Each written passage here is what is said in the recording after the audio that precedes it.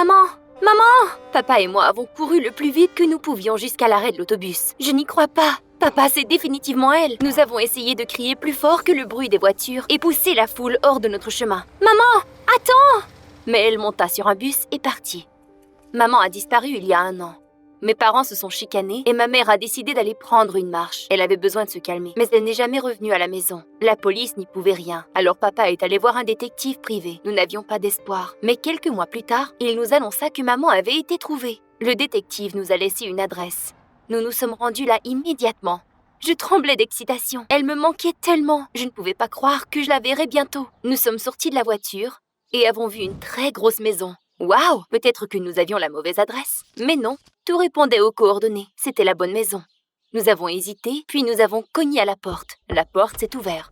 Maman! Je ne pouvais pas en croire mes yeux. Je me suis jetée sur elle. Mais elle m'a salué poliment et recula comme si j'étais une étrangère.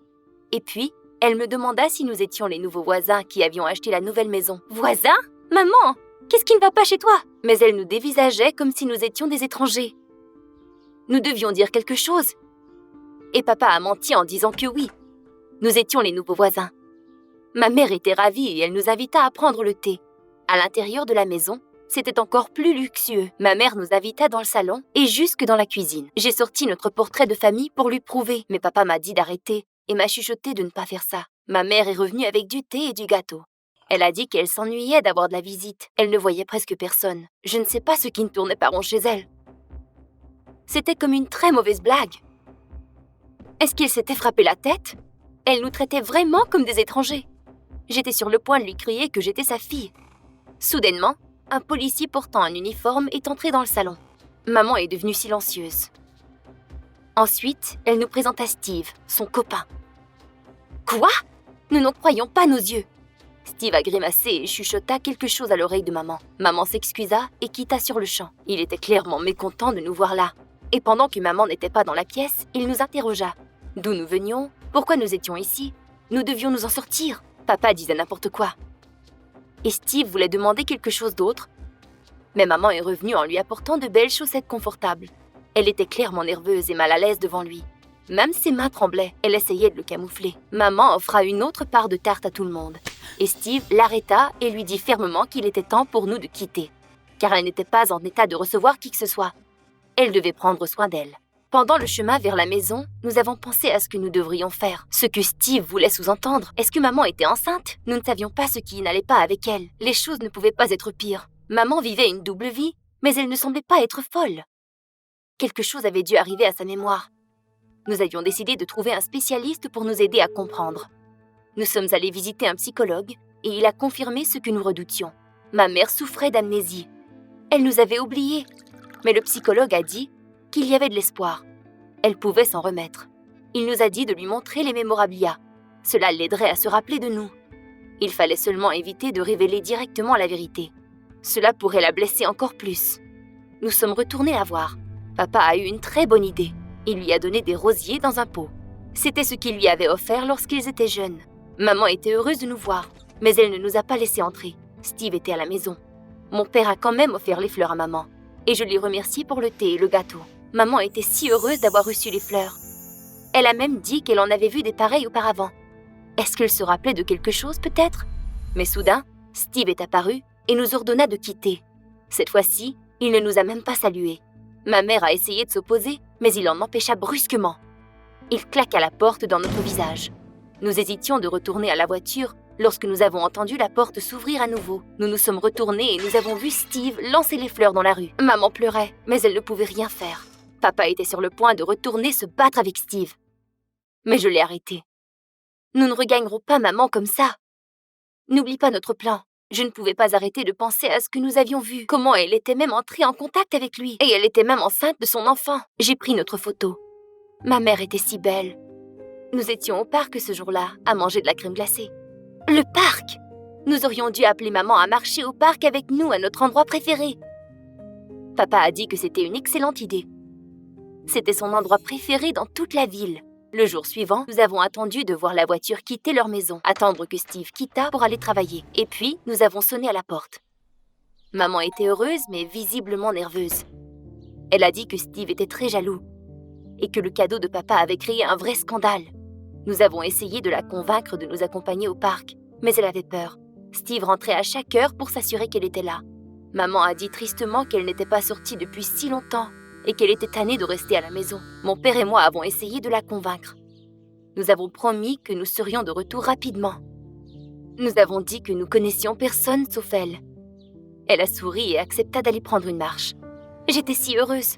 Au parc, nous sommes allés sur un manège, nous avons mangé de la crème glacée. Maman, j'espère que tu te souviens à quel point nous étions heureux.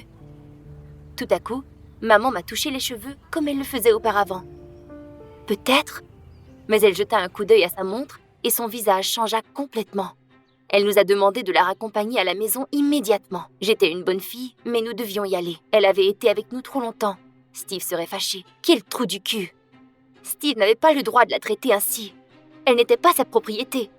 Papa a dit qu'elle ne pouvait pas rester avec ce tyran. Elle méritait mieux. Maman a commencé à raconter un tas d'excuses disant que Steve était très inquiet pour elle.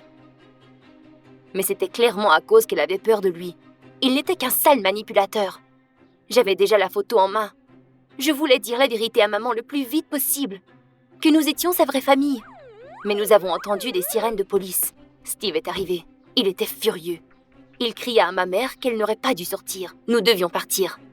Papa chuchota à maman de nous appeler lorsque Steve serait parti travailler. Nous l'aiderions à s'échapper. Avant que maman ne puisse répondre, Steve l'attrapa par le bras et la tira dans la voiture. Il nous cria de partir et de rester loin de sa famille. Sinon, il nous mettrait en état d'arrestation. Papa était furieux. Comment pouvait-il traiter maman de la sorte? Je tremblais. J'étais sous le choc. Mais nous devions attendre l'appel de maman. Et si elle n'appelait jamais? Je me suis tournée et retournée toute la nuit. Je ne pouvais pas fermer l'œil. Le matin venu, maman nous a téléphoné. Elle nous a demandé de venir et dit que Steve n'était pas à la maison. Alors elle avait décidé de quitter ce salaud une fois pour toutes. Nous étions chez elle en un temps 3 mouvements. La porte n'était pas verrouillée. Nous avons cogné et nous avons entendu maman nous demander de l'attendre. Mais en entrant dans le salon, nous avons aperçu des policiers avec ma mère. Tout à coup, nous étions plaqués. C'était horrible. J'ai commencé à me débattre et crier. « Non! Laissez-nous partir !» Steve n'avait jamais quitté. Il nous a regardés en souriant d'un air machiavélique. Finalement, il avait trouvé la maison où nous habitions. Il y avait d'autres personnes là. Steve a convaincu ma mère que nous étions des voleurs et criminels, et de nous tendre un piège. C'était horrible. Ma mère essayait de nous éviter du regard. Je ne pouvais pas rester silencieuse une seconde de plus. J'ai commencé à dire à maman que nous n'étions pas des criminels, nous étions sa famille, et que pour une raison ou une autre, elle ne nous reconnaissait pas. C'était difficile de parler. J'avais une boule dans la gorge. Je me suis débattue des bras d'un policier en essayant de sortir la photo de ma sacoche. Je voulais tellement que ma mère me croie. Mais aussitôt que j'ai sorti la photo, le policier m'a plaquée à nouveau. Il m'a mis des menottes parce que je refusais de bien me comporter. Oh non! Notre photo, elle n'était plus là. J'ai demandé au policier de la trouver, mais il ne m'écouta pas. Nous aurions dû aller à la station. Et maman ne nous regardait même pas. Comme à l'arrêt d'autobus, nous avons essayé d'expliquer tout à la police, mais ils nous ont dit que maman parlerait pour elle-même. Comment? Elle ne se souvenait même plus de nous. Nous nous sommes assis à la station pendant 5 heures. Tout semblait horrible. Nous étions désespérés lorsque nous avons entendu la voix de maman. Elle nous cherchait. Elle avait la photo en main. « Maman, nous sommes ici !» J'ai couru dans ses bras. Elle a dit que tout était une très grosse erreur, que j'étais sa fille. Elle se rappelait de tout. Nous avons pleuré de joie. Quand tout le monde était plus calme, ma mère nous a dit qu'elle s'est rappelée de tout en voyant la photo. Maman a tout expliqué à Steve.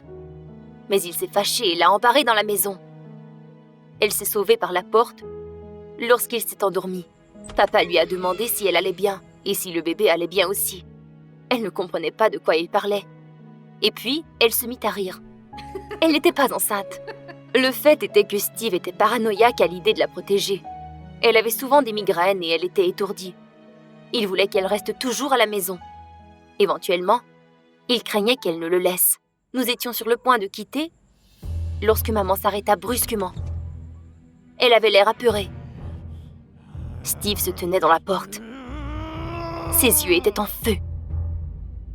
Et il tremblait de rage en refermant ses poings.